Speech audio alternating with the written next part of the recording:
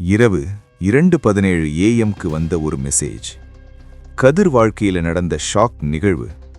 அப்படி என்ன நடந்தது? கதையை ஃபுல்லா பார்க்கலாம் வாங்க. இரவு 2:17 கதிர். ஃபோன்ல ஒரு மெசேஜ். நான் வெளியே இருக்கேன், கதவு திற. அவன் குழம்பினான். இவ்வளவு நேரம்? யார் இது? அவன் டோர் கேமரா ஓபன் பண்ணி பார்த்தான். வெளியே யாரும் இல்லை. அப்புறம் மீண்டும் மெசேஜ்.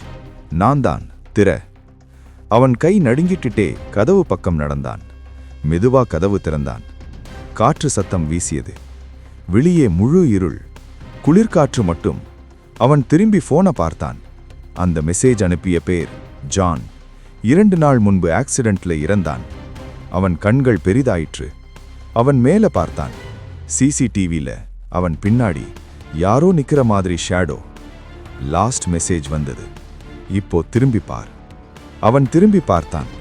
அந்த நாள் முதல் அவன் லாஸ்ட் சீன் 2:17 AM அதில்தான் நின்றது.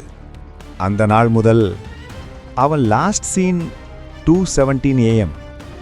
ஆனா இன்னைக்கும் அந்த நம்பர்ல இருந்து மெசேஜ் வருது. நான் வெளியே இல்லை, நான் உன்னோடு தான் இருக்கேன்.